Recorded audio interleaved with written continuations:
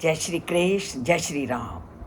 जब ऋषि श्रृंग अपने पिता की सेवा में लगे हुए थे, पूरी तपस्या से अपने जीवन को चला रहे थे, उसी समय क्या हुआ जो उनके जीवन में थोड़ा सा परिवर्तन आया, उसे हम जानते हैं आज के श्लोक में कि अग्निम शुश्रूयमाणस्य पित्रम चा यशस्विनम ए तस्मिन एव काले तू रोम बाधा प्रतापवान।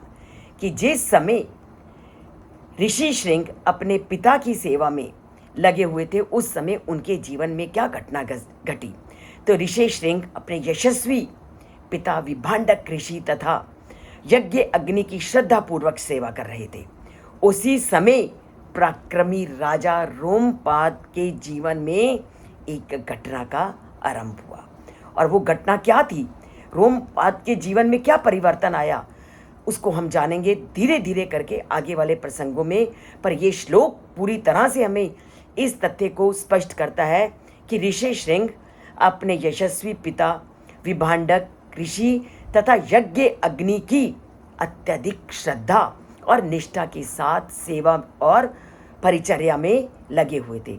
वे अपने पिता की आज्ञा का पालन करते हुए पूरी तरह से उन्होंने तपस्वी जीवन व्यतीत कर रहे थे। और तपस्वी जीवन व्यतीत करते करते अब उनके जीवन में क्या परिवर्तन आता है और कैसे वो राजा दशरथ के साथ उनका संबंध स्थापित होता है, इसे हम आने वाले श्लोकों में जानेंगे।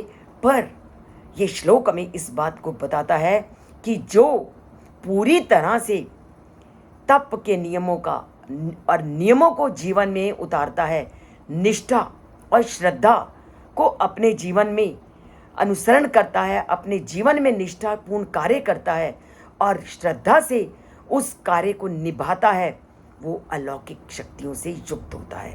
अलौकिक शक्तियाँ उसको उस परम लक्ष्य की ओर ले जाती हैं। ये श्लोक पूरी तरह से स्पष्ट करता है कि जिस उद्देश्य के लिए हम धरती पर आए हैं, उस उद्देश्य को अगर कोई पूर्ण करवाती है तो हमारा श्रद्धा, हमारी निष्ठा, हमारी भक्ति और हमारे लक्ष्य की प्राप्ति के प्रति अटूट विश्वास। जिस दिन अपने अंदर हमने इन सब को स्थान दे दिया, उस समय परमात्मा के साथ हमारा नाता जोड़ना अपने आप शुरू हो जाता है।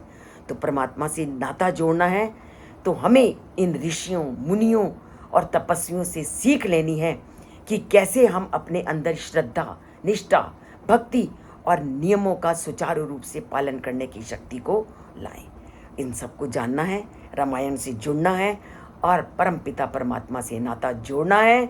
रामायण के एक एक श्लोक को जन जन तक पहुंचा करके रामायण को सारी धरती पर फैलाना है।